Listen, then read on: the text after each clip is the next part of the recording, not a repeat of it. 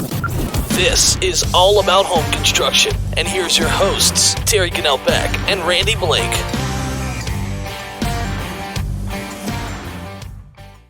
That's right, All About Home Construction. Good morning, man. How's it going, Randy? Good. A little cold today. How about yourself? A little chilly when we're recording this. It's like single digits, 9 degrees, a little bit of wind blowing around, but that's why we live in the high country in January, right? That's it. And we measured ours this morning, 7.5 inches. It's and one of the yeah, we're probably around that same 6 to 8 inches. It's hard to say here because we got a lot of wind on top of this hill, and so a lot of us moved around. In fact, there was about a foot on when the kids were looking out and trying to go outside on the porch. There was about a foot up against the door. So, yeah, it's been quite windy here. Well, we had some friends, Texas, Kansas Chapel got about a foot. Other side of Boone, they said they got about 4 inches, but they had a lot of wind too. See, so it is moving around. Yeah, it's for so long we've been talking about in the high country, like, oh, when are we going to have a real winter? And I would say that this classifies as a real winter the last couple weeks, huh? Yep. Well, just about. When like when I grew up with, we got out for Thanksgiving, then we had missed a week or two before Christmas, then a week or two in January, and that's the reason we didn't get out to June 15th every year. Right. Well, I mean, that's the thing. Right now that the local schools, all of the high country schools and the 3 or 4 counties surrounding us have missed several days, but then that's the whole remote day thing. That's the new way to keep us from going on spring break or on Saturdays. So I don't know. It's a trade-off. I like the virtual option, but that's just my personal preference. But how's that going for you? I see it going really good. I mean, we see kids engaged all the time, and it's just like anything, whether it's in-person school or virtual school, it is what you make it. And if you're encouraging your kids to get on and your kids want to learn, then they're going to do better. But that same thing goes if you encourage your kids to learn in school and then they go to school, they're going to do better. So yeah, that's right. School starts at home. I'm a big proponent of that. When the kids hear you complaining because they've got remote school, they're not going to do anything today. Guess what? They're probably not going to do anything that day. But if it's all it's just like how you sell it to kids. I mean, that's the way kids work. But anyway, that's all. Turned his computer off the other day. Nice. I'm glad he's in kindergarten. It happens. I mean, I'm not saying it's easy. Don't get me wrong, but I don't know. It is what we make it, right? I mean, we all learn different ways, and we can all learn that way if we want to. That's it. Yeah. I'm just like we can all read a book if we want to. But anyway, that's why we have podcasts like this, though, right? So you don't have to read, and you don't have to. You can work around it while you listen. That's why we got this. Yep, that's right. But what's been going on in your world? I'm sure the construction has slowed down the last couple of weeks due to the cold weather. But how's it looking? It has. We got to work a couple days this week. Last weekend, like I said, we went to Mom's house, to check on that tree that hit the house, and we fared pretty good. Considering the size of the tree. I sent you pictures of it and stuff, but we finally got 2 days into work this week. We actually had a new one this week, and they took the top railing off the deck. Like I said, this house been built in 2012, and the 6x6s, even though they were covered with a 2x6 on top of them, were dry rotting from the inside out. So now we're going to have to replace all the railing. So is this the same one that we talked about last show where it's kind of rotting out around the bands? Band and stuff? Yeah. Yeah, sure is. And it just keeps getting deeper. Oh. And so you're looking at 11-year-old treated lumber that's failing. And I mean, I don't want to rehash the last couple shows we've talked about it, but again, do you think this is an inferior product or improper insulation, or maybe a little of both? No, no. Well, we do have improper installation, but the improper installation on it was where they bolted it to the deck bands, Okay. not from the standard construction practices. Okay. And like I said, it's got a railing on top of it, but it's dry rotting underneath the railing. See, the railing was coming apart on top, which we knew we had to replace. Right. But as a rule of thumb, we know we've had to replace decking boards over the years. That's gone bad within 8 years, but we've not had to replace any floor joists Mm-hmm. or deck posts. I got a friend of mine over here in Boone that we put railings on his house, and we always use 6x6 posts. We never use a 4x4. We never use a 4x6. And this last summer, well, this deck is 7 years old, 6 years old. And he said, I can already stick my pin through the 6x6 on the side of it because it's already rotted. So now it's got to be No way. cut out and replaced. Oh. And, the thing about it is, I don't know an alternative for it. And that's pretty bad in a construction field that we do not have something to turn to. Mm-hmm. I mean, we are eligible. Contractors are able to get the arsenic treated material. Right.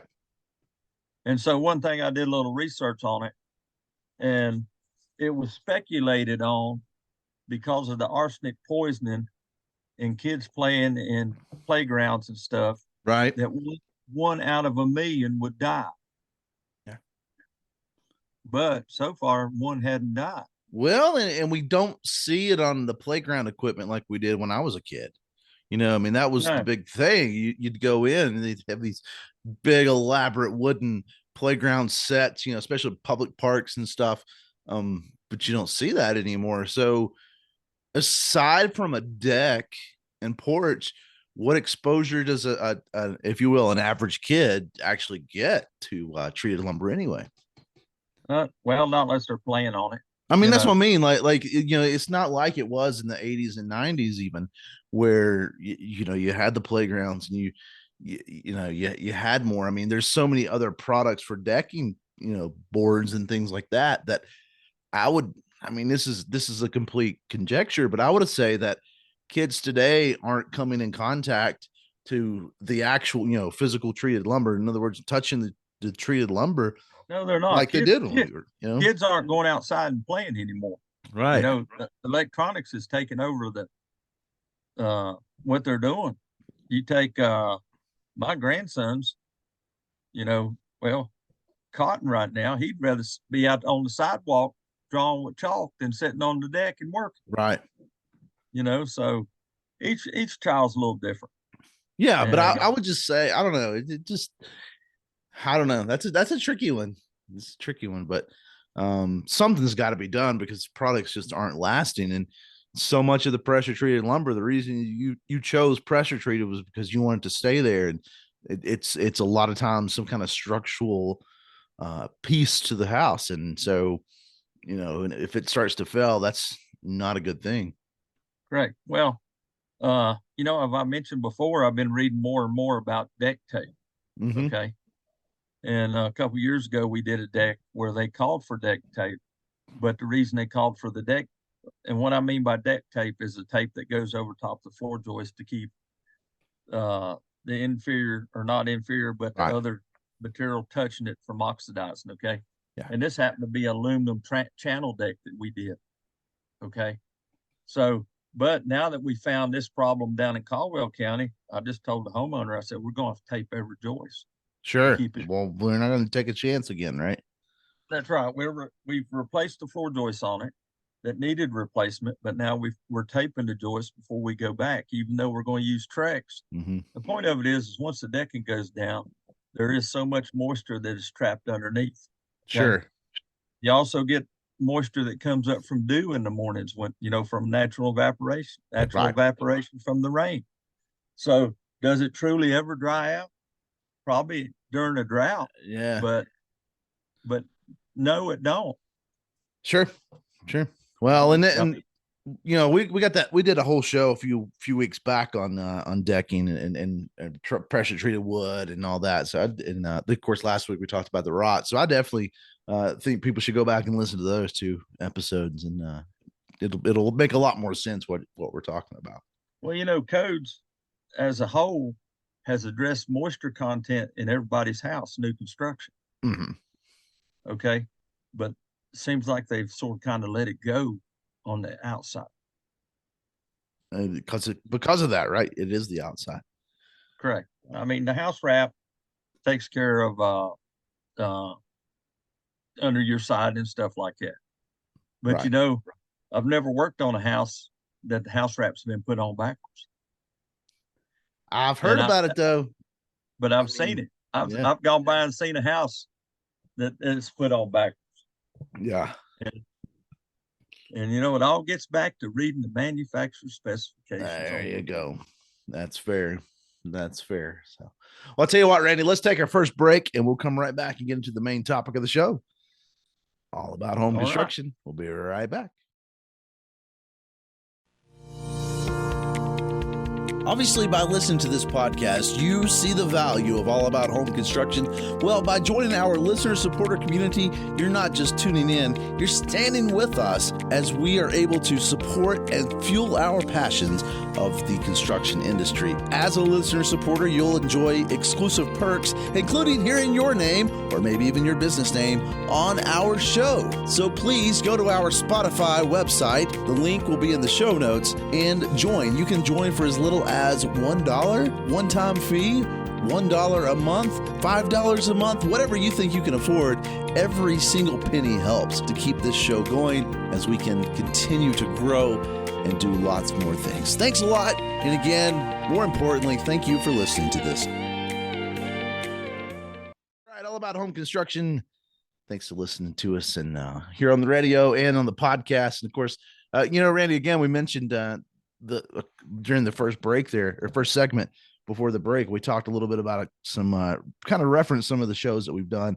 You can always go back and listen to those podcasts on wherever you get podcasts, including YouTube. So, Well, the thing about it is we've had a few shows on the treated lumber, and no, we're not harping on it. But the thing about it is I do more remodel than new construction.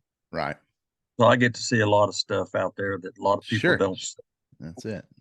And I prefer remodeling. So, well, speaking of remodeling, on these cold, snowy days, we're stuck in the house and we're playing on the internet because we got nothing else to do. And, or maybe we're watching some TV show that's talking about houses and stuff. But let's talk a little bit about some renovations. Now, we know that if I hire you as a contractor to come in and completely renovate a room or even the house itself, right? Big money. I mean, sometimes it costs as much to do that as it does to add on or to even almost build in some cases, right? Well, yeah, a remodel is twice. Okay. Right. Once you got a demo, then you got to put it back. So that's what people don't understand. Okay. Right. About remodeling. But it's what we talked about earlier or before the show is things that homeowners can do on their own to help their. That's what I was wondering, like what are some budget friendly things that, because we've invested in our houses. We own them. We invest in them. We want them to stay good. We want them to look good. But we also like change. I mean, sometimes we want to update something and things like that. And so I thought it'd be a fun show then to talk about some, again, like you said, some things that homeowners can do themselves, or just some budget friendly, if you will, home improvement projects, renovations. And I mean, there's a lot you can do, like you said, do a lot yourself. But even I think all of these we'll talk about in terms of getting it hired out are going to be on the lower end of things rather than a full remodel. Correct. And the number one is attic insulation. Okay. Mm-hmm. And first off, if you go in an attic, you pull your stairs down Some people walk up a set of stairs and have a door there. Yep. Okay. All right. And which that's the finer homes. But the point of it is, we've seen attics with blown in insulation. Okay. And we've seen them where they did improper baffle installation. And when you do that, what will happen is the wind coming up through your soffit will blow that insulation off the drywall, Right. or whatever type of ceiling you have. Well, you need to check that periodically. And if that does happen, then you need to go back and put some rigid insulation in, take your blown in insulation, slide it back, and you can't necessarily put R38 in it. It depends on the type of, if you can't get down there to put a baffle in, then you can't put R38. Okay. But you can put R19 in. Mhm. Okay. And make sure your R19 sets to the outside of your top plate. Okay. All right. Then what you can do is you can step in about another 3-4 inches and put another layer R19 in. All right. Then you can take your blown in insulation and put back against it. That should stop it from blowing out. I see what you're saying. Yeah. Okay. I mean, it's a little labor intensive, and it might be harder for older people to get down there, but for no more than it costs, you could be saving quite a few dollars over a 5-year period. To do this properly by yourself, you're probably looking at what, $1,000, maybe $2,000. Well, it depends on average about $1 a square foot. Okay. For me. Okay. Okay. And that's just a guesstimation because first off, I don't know what your house looks like. Well, I mean, that's right. That's a hard one to say. But again, this is sort of that lower end things that you can do. And assuming it was done correct the first time. And now, and I would say too that, and I don't know this, you correct me, but I would say the insulation in the attic probably gets a lot more dust and compression than what's in the walls because it's exposed typically on the top side. Correct. So the more dust and dirt, the less R value. Yeah, exactly. You're compressing it, less R value is clogging it up. Assuming you don't really take out what's there, you're adding to it. Anything you do is going to help, right? Correct. Well, you hit on a very important point right there. Like my 64 model house, okay, it only had R11 insulation in it, okay? So R11 insulation wasn't very thick. So what we did was, because we couldn't get in there and put baffles in, all right, we went with R13 to fill up the floor joists. Yeah. Okay. All right. Or rafters, excuse me, or ceiling joists. All right. Then what we did was we came back in and then we put R38 on it crossways. Right. All right. So we just perpendicular to it. So we have a pretty well insulated attic here. Okay. But the problem stems from R11 in the walls. Yeah. So eventually the only way I'm seeing commercials out there of companies that are now putting low expansion foam in the walls to compensate for your thin insulation. Yep. That's fine on a wood house. Okay. Wood siding, because they can drill it. They can put their pop in, right. And then they can put a pop in. But see, I have a brick house. Yeah. So it'd be hard for them to do it in a brick house. Yeah. Because they wouldn't know exactly where my studs were. Yeah. So for me in my house, I need to take one room at a time and take all my paneling down, which we have paneling, and then re-insulate it, and then forget the paneling, go back with drywall that way. Right. And so there's a difference between labor intensive and doing your own. So. Yeah. Well, while we're talking about insulation, I would imagine that it would be helpful to do it if you got a crawl space, at least to look at it and check it and do some minor repairs, because it's probably sagged at some points and things like that. So even if you don't do a full replacement, at least go under that doesn't really fall under the renovation, I suppose, but maintenance. But still, I think that'd be a good thing while we're talking about insulation to kind of remind people of it. Well, there you go. You're talking about a crawl space, okay? And what causes insulation to sag?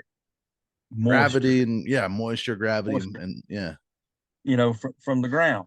And if you do get it, you get in your basement, your crawl space, even your basement, okay, you can have a crack in your concrete floor. Right. All right. Or like that house we talked about out in Elk Park, where they put the wrong kind of expansion joint around the whole outside of it and had blackboard, and blackboard rotted it out. So now it's allowed moisture behind the walls. Yeah.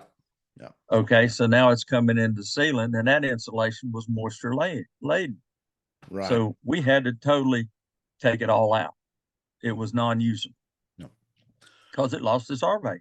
Well, let's move on from the attic. And another thing that I think, and this is probably what I would say is the easiest renovation, and probably for this on the scale of things, one of the cheapest renovations, and that's just painting the interior. Right. Like that's something that basically any homeowner can do. Repair any drywall they need to repair, and then just change the paint colors.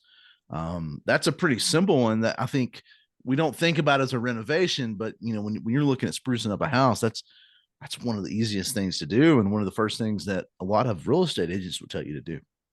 Correct. And then there you go. Don't buy a paint primer mixed. Yeah. Especially if you're going to change color. Yeah. Everybody, golly, I can buy that paint primer for $19 a gallon. Yeah. And right behind you, you got green paint there in between those windows. How many coats of that you gonna have to put on it? Yeah. And that's the difference between a painter and a DIY person, because a painter wanted to paint it one time, where a DIY person will paint it 3 or 4 times. Yeah. Well, and I would say that's even more important when you're in the bathroom with things like moisture. I've seen it fail more because of the primer in the in that bathrooms than in the living rooms. A lot of people like Kills as a primer. I'm a Zinsser person because that's what we used in commercial.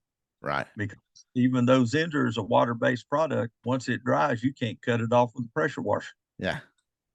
And so we use it on exterior too. And we've had houses, because homeowners couldn't decide what color paint they had, sat out there for 2 years with nothing but the primer on it. Mm-hmm. And so it's just plan.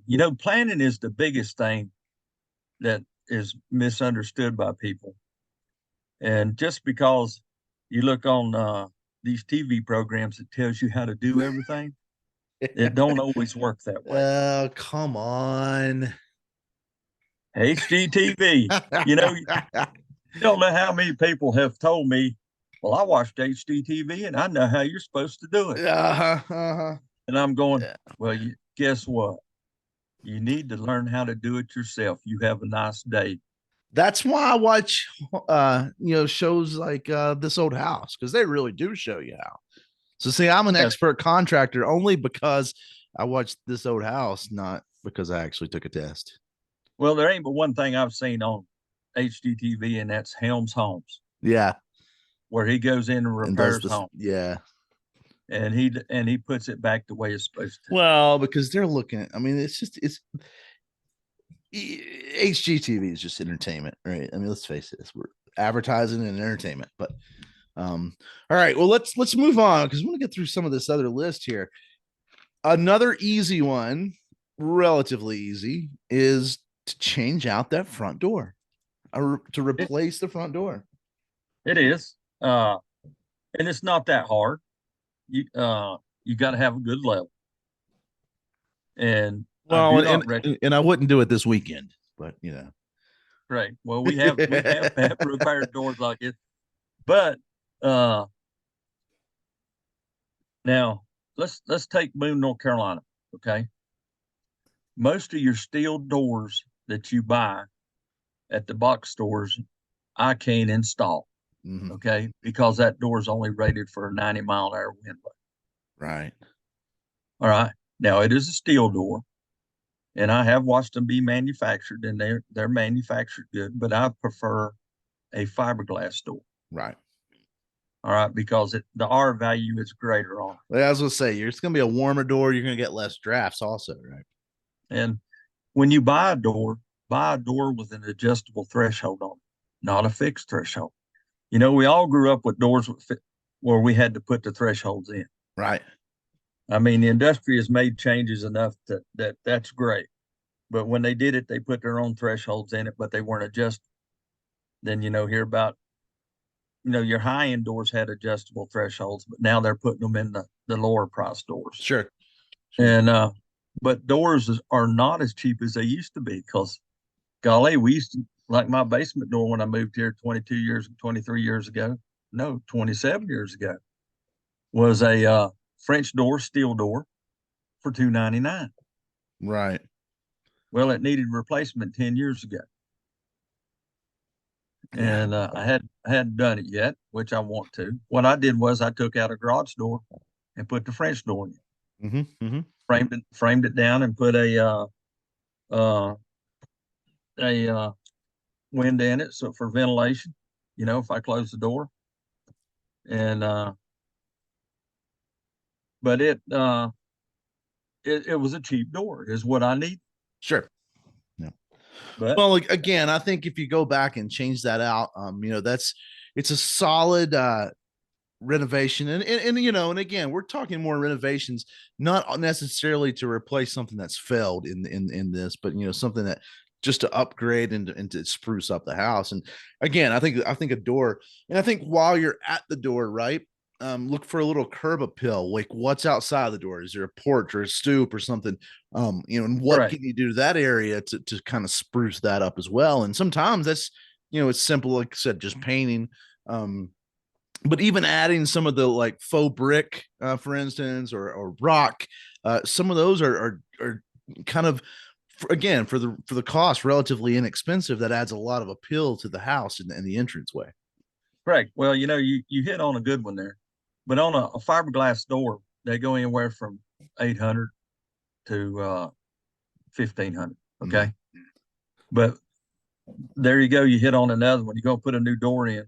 Use low expansion foam. Be sure to use your shims, okay, to make sure your door's stable.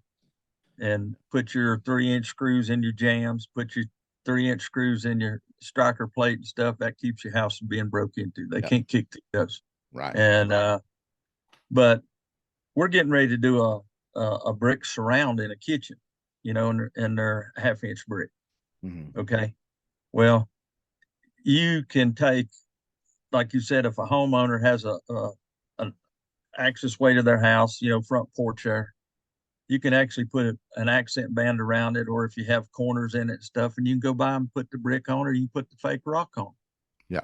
And they're not that hard. And if you make sure, like the rock, if you put it tight enough, you don't have to grout in between it. Get dry stack rock. Yeah. Okay. Now the brick, if you use it, you're going to have to learn how to use a pastry bag to grout in between it. Yeah.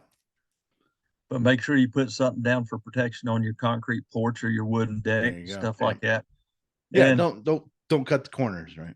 And then that way, that's a quick fix that you can do in just a couple of days that will improve your house quite a bit. Nice. All right. Well, we're at the door. Let's continue on outside. And again, this isn't a winter project, but another simple project is landscaping, I think.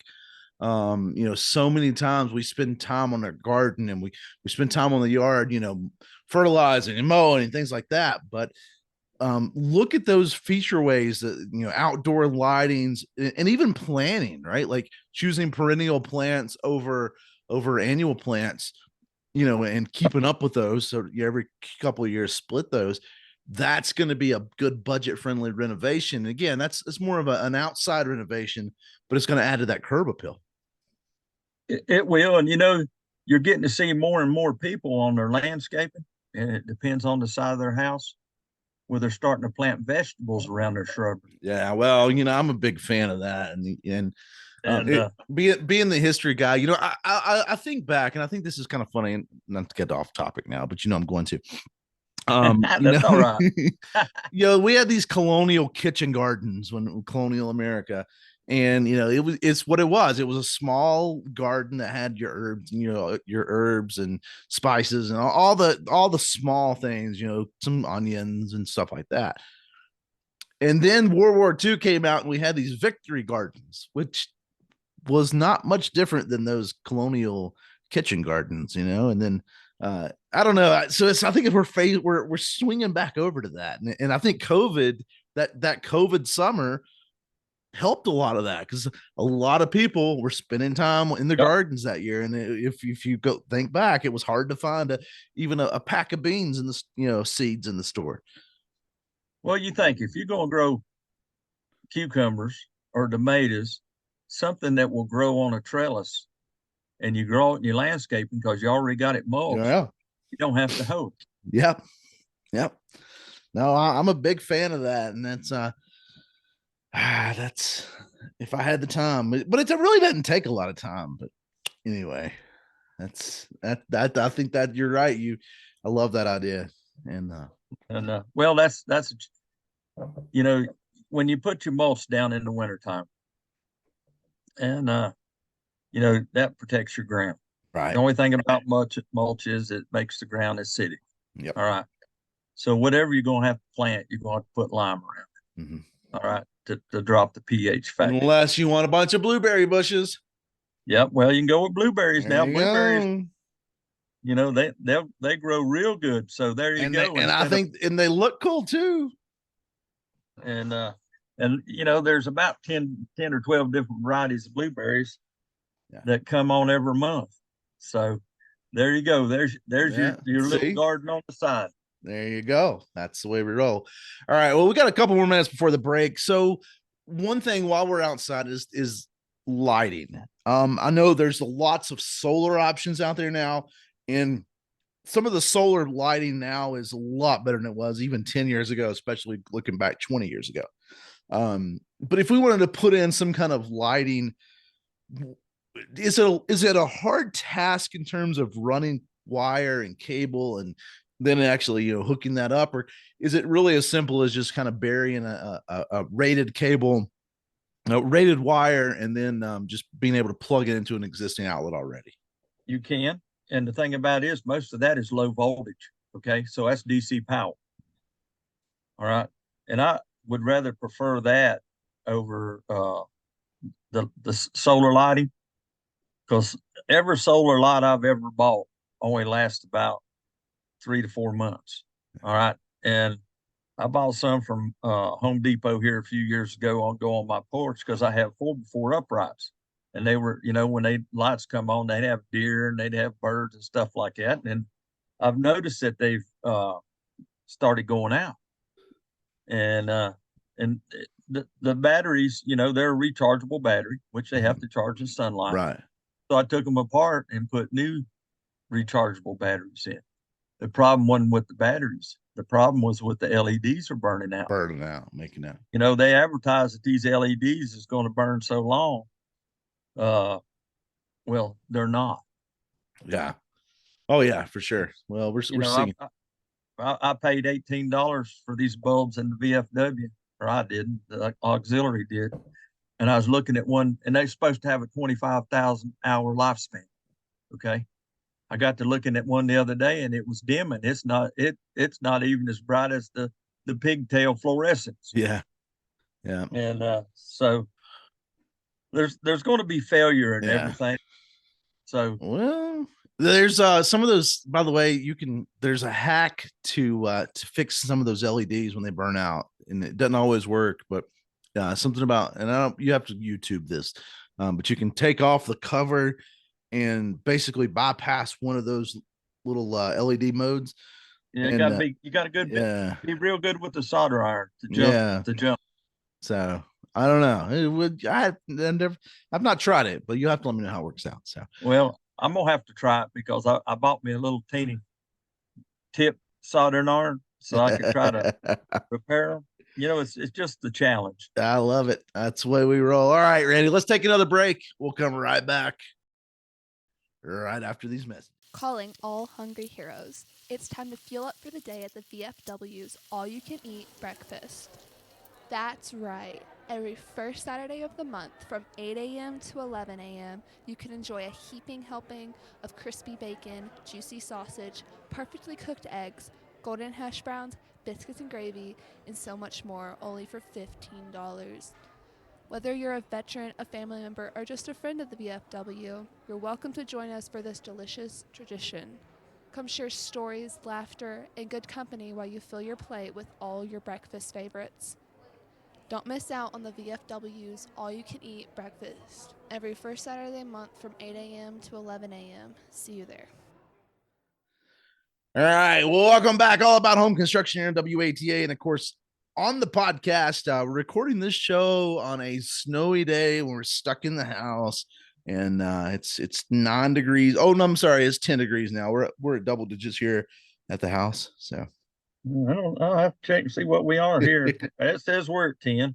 So setting under 6 inches to 20 feet of snow, and talking a little bit about some budget friendly renovations. Now, I'm gonna say this one, and everyone's gonna be like, probably turn it off because this is not what you think of when you think of budget friendly. But there's a lot of kitchen renovations that you can do, small things that are budget friendly. Now, the reason I said that is so many times when we say budget friendly, we don't think of kitchen because it's expensive to completely renovate a kitchen. It's probably the most expensive room in the house to renovate. It is. And but you hit on a topic there, and which we have done here at the house. See, my cabinets were built in 64. Mm-hmm. All right. And they were built in place cabinets. All right. The doors were all done here. And so Deb decided that she was going to clean it. Okay. And she did. And the oil-based urethane over the years turns yellow. Yes. Okay. So instead of sanding the cabinets down, she washed them down with Murphy's oil soap. She give them a light sanding with steel wool, and then she replied urethane and added new hinges. Yep. Okay. Well, your hinges is probably going to be the most expensive part of it because an average depends on the type of cabinet hinge. If it's a setback hinge or, like our cabinets are, got the little 3/8 rabbet all the way around. So you use that. That's what I call an offset hinge. Yep. And hinges can go anywhere from $3 all the way up to about $6. All right. Now, if you were to leave your frames there, you can actually get online and buy doors, new manufactured doors. And if you do that, then you need to sand your cabinets. Yeah. But again, that's a lot cheaper than buying complete new cabinets. Correct. I hadn't priced any doors out, but there's companies out there that will manufacture the doors to your size. I know painting cabinets has kind of gone in and out of style. Is that back in yet? Do you see a lot of painted cabinets? Yeah, believe it or not. People like the point of the cabinets being painted because they can change them down the road. That's where I was going. Is painting over one will change the look of your kitchen completely. And we had a house, Kendall Cowan house we finished in 2008, and we bought maple cabinets. Oh, they were so pretty. Yeah. And then the homeowner said, "Well, Randy, I'd like to paint them green." No. So I happen to have a very good painter. There you go. And he did it, and he took them all apart. Now he painted them on the walls, okay, but not the doors. He painted them in the shop. But nice. To this day, there's still a good looking set of green cabinets. There you go. Well, hey, I know that there's maple underneath. That's what they want. But then again, with paint, you're not limited to your doors and your styles being the same color. Right. You can do accents and change. Yeah. No, I like that idea. I mean, it's left up to your imagination on what you want to see in your cabinets. And I've seen a lot of people switching over Again, going back to the HGTV stuff, is you see a lot of like the open cabinets where where they don't have the cabinet doors on them. But I'm personally not a fan of that. But you see that in you know, in the stacked dishes and stuff. But I don't have matching cups and dishes, so that's not for me. I got 4 kids at the house though that break them all the time. So, well, you were probably like us. You know, you had that real high, we're talking high school plasticware yeah, cups. exactly. All right, well, so moving on from the cabinets, but staying in the kitchen. You know, another thing that I think you can do, and this applies for the bathroom too, and that's changing out the faucets. You know, putting a different hardware, and I'm gonna throw in hardware too for any doorknobs, and we've already mentioned, you know, cabinet doorknobs, but changing out those faucets and that any kind of hardware in there is going to make it's an easy project that's going to make a lot of difference. Well, you can probably save your sink set. Okay. And you know, depends on the age of your house. The older homes used to have low faucets. Now a lot more people's into the higher faucets. Yeah. Well, and then those that have the wand all in one feature. Yeah. And more you're getting away from that you know, the spray wand and the faucet, and you know, more and more you're starting to see that one unit instead of the 2 pieces.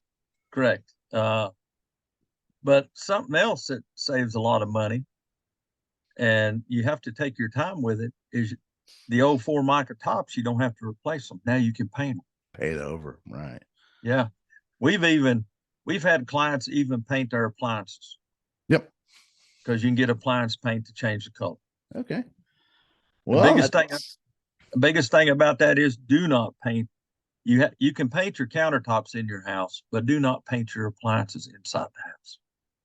Because see, that's epoxy paint. Yeah, you will. The countertop epoxy you put on with a brush and roll it. Yeah. The appliance epoxy you spray. So wear your goggles and your face mask. Right. But it's cheaper than buying a $1,400-$1,500 refrigerator. Right. Well, exactly. And but even if you change out, you could set yourself up for a plan ahead and change out appliances, you know, one at a time for the next 3 or 4 years. And that would be a slow remodel that you can, again, kind of piecework it together. It doesn't all have to be done at once, and that's going to make it a little easier on the budget. Well, true. And the thing about it is, when you start changing your appliances out, you also could be saving, even though you're spending money on the new appliance, you could be saving money on your electric bill. That's right. Yeah. You know, because they say that every 5 years, the appliances get that much better as far as energy efficiency. There you go. All right. Well, it's good stuff. Good stuff. It's good stuff. So, you know, one thing we hadn't hit on, changing your hot water heater out. Yeah, well, that's definitely one of those things. I mean, it's we, especially here in the mountains, we see that with the hard water and the sediment and the minerals rather that get into it. And I saw not too long ago, and I don't know where I saw this.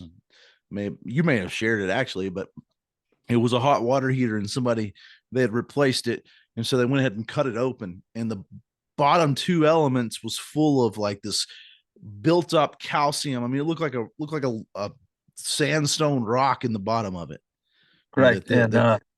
That's because the anode tube went bad in the hot water heater, and they recommend replacing that anode tube every 5 years. Yep.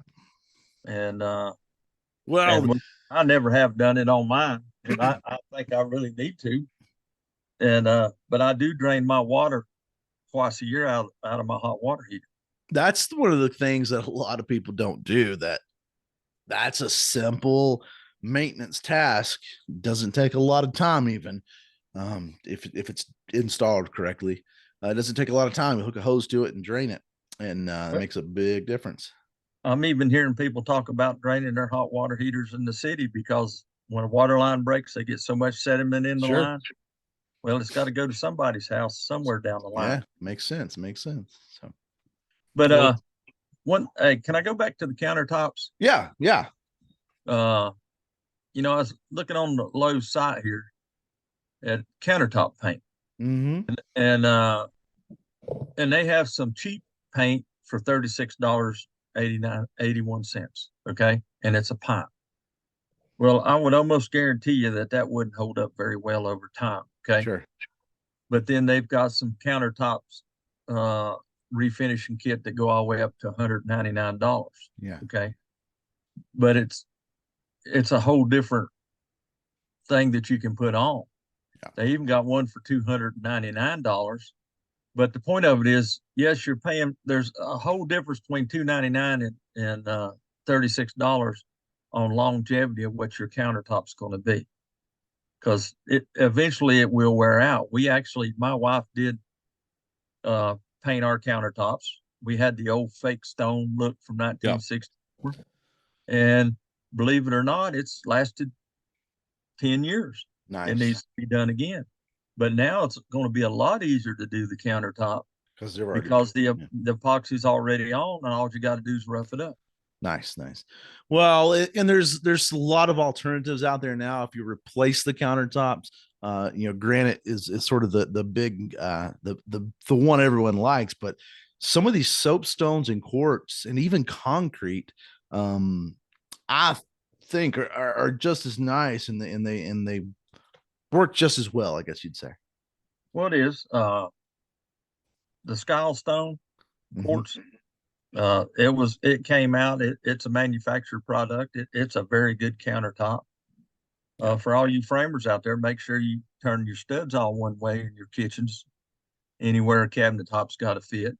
And but they look good. I like granite. Granite's quite expensive. Yeah, you know, they're both expensive. I'm more and more a fan of the concrete myself, though. For countertops, if they're done correctly, I think they look really cool. But and even the Formica, I used to do a lot of Formica cabinet tops when we had oil-based glue.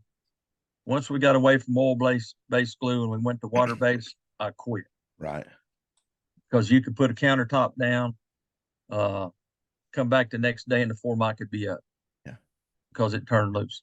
If you have an old countertop that's got a bubble in it, you can take an iron and put on it, reheat the glue, and it'll reactivate again. Okay. The old oil base. But the roll tops you get from Lowe's and Home Depot, nice tops, you can do yourself, and you can buy them. The hardest thing about them is you might have to cut them, but if you cut them, be sure to turn them upside down. Right. And I have been in a situation where the corners don't fit good because your house isn't square. And if you take a lot of patience, you can turn that top upside down and cut that countertop to fit. And then you got to clean it up with a normal sander. Right. Okay. We had a lady when I first went into business for myself, and she said, I've ordered my countertops. They even had the factory guy come out. They never, 3 times the countertops came and they wouldn't fit. And she said, they're not going to replace them again. I said, well, why not? The factory's the one that come out and measured them. They said they just can't because the house is not square. And so I said, I'll try it. That's the first time I ever changed the countertops on the angles of the house being out of square. Right. And I said, do not come and interrupt me while I'm in there working. She said, no. Why? I need to ask questions. I said, no, they're not going to replace them. And so, believe it or not, one and done. Little trial and error, and knowing that you have to you tape them from the face side, you turn them upside down and cut them, but you got to cut them with a 60 tooth blade, real fine. Sure. And what I used for a straight edge was my 4-foot level. Nice. I didn't use no line. I used level. I always cut my Formica with a level and an edge trimmer. And we did some countertops back in the late 80s for IRC that were 27 foot long. And we did a great job doing it with the level and the trim. Nice. All right. Well, before we start to wrap things up, one more that I want to talk about. I think that's really easy. As far as a do-it-yourself type thing, and that's changing some of the trim out, whether you're adding to it, changing the baseboards, adding crown molding, or replacing the crown molding. All of those trim pieces are something that you could do in one room at a time. And paint. I mean, there's paint choices. There's wood finish choices. I mean, you there's a lot of choice that, and again, just a relatively inexpensive renovation that really changes the room up. One of the easiest and cheapest out of all of them is a chair rail. Okay. And that way you can, if you put it as a 32 inches high, 36 inches high, whatever, most time are 32 inches. That way your bottom underneath can be one color paint, the upper can be. The hardest out of all of them is crown mold. Okay. And you can do that with a not electric miter saw, but a box miter saw. Yep. Okay. But if you got to learn how to do your corners. And when you use a box miter saw, which is a hand saw, yeah, you have to learn to cut upside down to get it to work. Like the modern day miter saws, we all cut flat because they've got two angles on there for inside and outside. Yeah, because they're compound. Yeah. And then, YouTube will teach you how to cope, because it's a lot easier to cope and get things right than it is to miter in your corners, because when you cope, it doesn't make any difference if your corner's out of square or not. Right. Because you're matching it. Well, one thing I like, and this goes back to that more of I guess that rustic look, and it is, but I think it looks really good if done right, is not like your traditional fancy, if you will, crown molding, but just putting a piece of trim up at the top of the ceiling, square pieces, I think if done correctly can look good too. Correct. What we did on the house this last summer was they wanted one before for crown molding laid flat, then they wanted a 1x2 put on top of it. So now you get a little profile. It had a profile to it. Yeah. There's all kinds of options out there. Yeah. I'm a wood man. I like wood. But you have MDF out there. Okay. You can use it. You can get it different sizes. It's a lot less money. It's already primed. The biggest thing about MDF is if you drive a nail in it, you have to do a little sanding, a little puttying. Right. Do not use it around wet places. Yep. Well, I think that about wraps things up here on All About Home Construction. Again, we appreciate all of our listeners out there, and we'll put this out on the Facebook page as well, so you can go back, you can find all of them there. But wherever you listen to podcasts, All About Home Construction, we'll put this on YouTube and all the iTunes and all the other cool places, and share it with friends, right?